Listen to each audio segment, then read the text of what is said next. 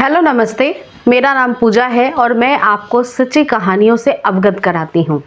आज की जो केस स्टडी है ये उत्तर प्रदेश के ललितपुर की है।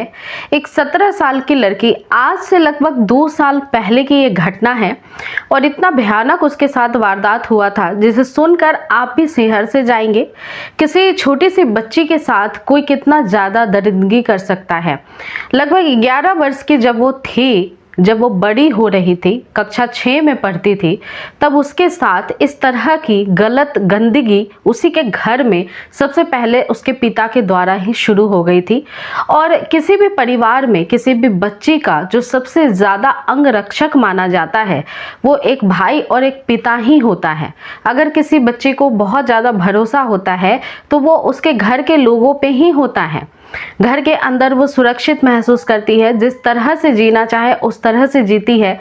बाहर तो बहुत सारी पाबंदियां होती हैं, ऐसे कपड़े ना पहनो, ऐसे बोलो मत, किसी से बात ना करो। लेकिन जब घर के अंदर का माहौल इतना ज़्यादा खराब हो जाए तो किसी बच्चे के साथ क्या क्या घटनाएं घटित हो सकती है, कैसा वो महसूस करती है, वो आज की कहानी सुन करके आपको भी चिंता में और सोच में ज़रूर डाल देगी। ललितपुर के गांव में एक ऐसी ही परिवार में एक ऐसी ही बच्ची 11 साल की जब हुई तो उसके पिता ने सबसे पहले तो उस लड़की को एक दिन एक वीडियो दिखाया। ये वीडियो अश्लील वीडियो था और जब उसे इसको देखने के लिए उसे फोर्स किया उसके ही पिता ने फ़ोन में लगा करके और उसके हाथ में थमा दिया, तब वो लड़की इतनी समझदार थी कि समझ चुकी थी कि ये वीडियो अच्छा नहीं है। उसने तुरंत अपना फ़ोन जो उसके हाथ में था वो उसके पिता को दिया और वहाँ से जाने लगी। पिता ने उसको ज़बरदस्ती रोका और पूरी वीडियो उसको फिर दिखाई।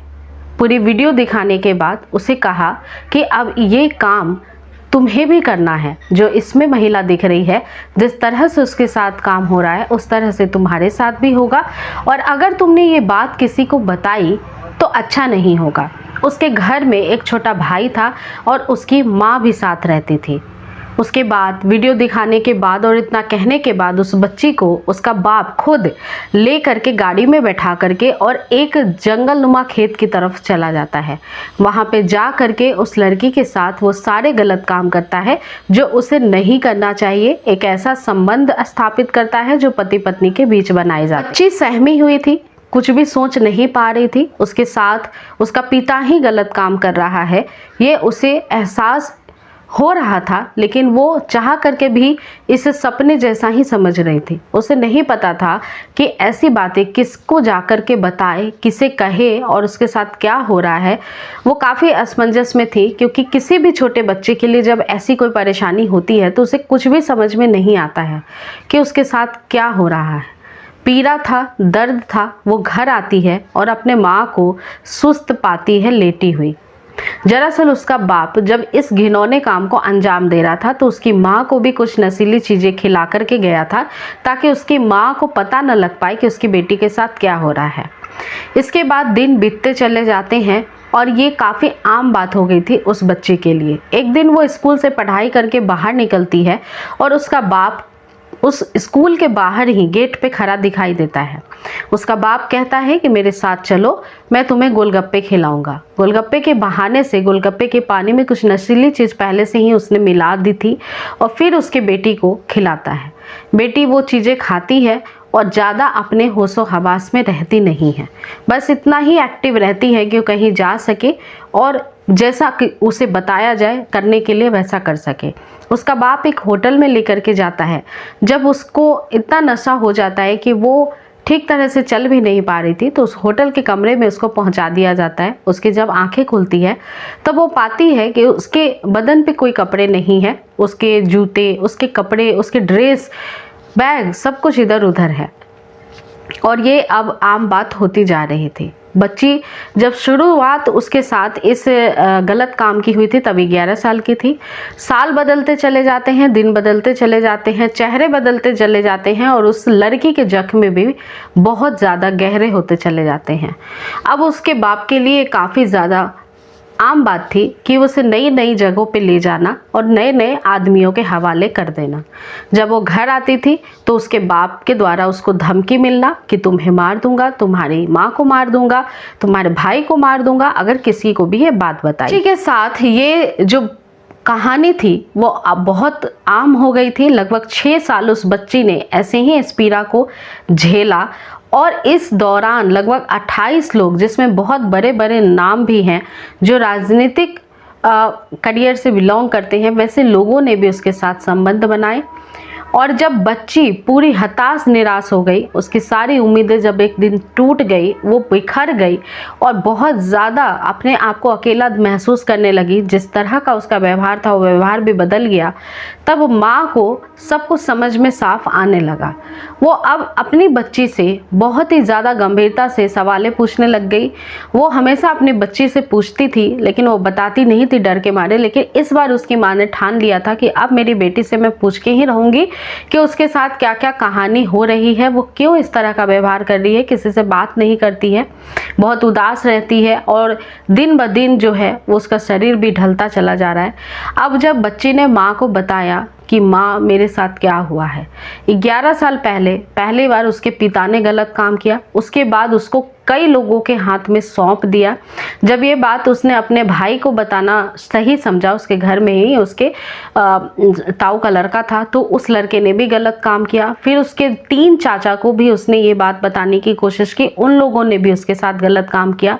फिर ऐसा करते करते 28 से ज़्यादा लोग जब उसके साथ गलत काम इन 6 साल के दौरान करते चले आ रहे थे, तब ये जो समय था, ये जो दिन था जिस दिन वो अपनी माँ को बता रही थी, ये दिन था 12 अक्टूबर का। उस दिन उसकी माँ जब ये सारी बातें सुनती हैं, उनके पैर से ज़मीन खिसक जाती है। वो अपनी बेटी को तुरंत लेकर के नज़दीकी पुलिस थाने पहुँचती हैं।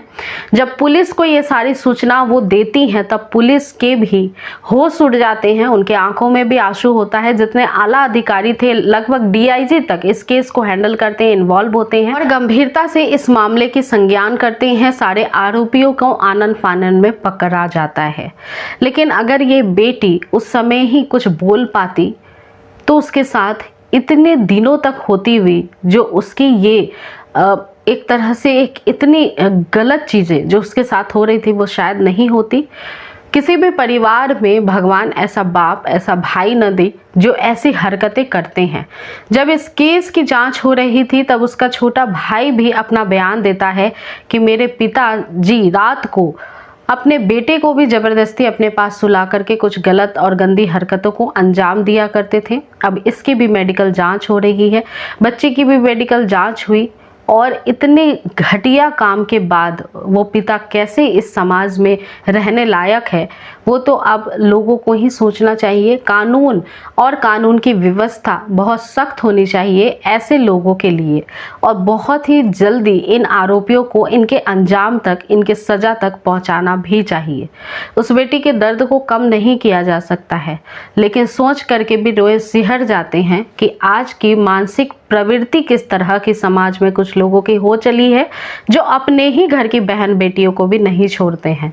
मेरा इस कहानी का आप लोगों को सुनाने का मकसद बिल्कुल भी आप सभी के भावनाओं को ठेस पहुंचाना नहीं था, बस मैं आपको जागरूक करना चाहती थी। अगर आपके भी आस पड़ोस में ऐसी कोई भी घटना आप देखते हैं तो उसके ऊपर आवाज़ तुरंत ही उठाना चाहिए और ऐसे आरोपियों को कभी भी बख्शा नहीं जाना चाहिए। कड़ी से कड़ी सज़ा देनी चाहिए ताकि एक नज़ीर इस समाज में पैदा हो और कोई भी ऐसा काम करने से डरे। तो उम्मीद करती हूँ आपको कहानी अच्छी लगी होगी। अगर आपको कहानियाँ सुनना पसंद है, ऐसे ही रियल कहानी, तो आप मेरे चैनल को सब्सक्राइब कर सकते हैं, सपोर्ट कर सकते हैं और कहानी अच्छी लगी है तो लाइक कर सकते हैं। मेरा नाम पूजा है। अगली मुलाकात एक नई कहानी के साथ होगी। धन्यवाद।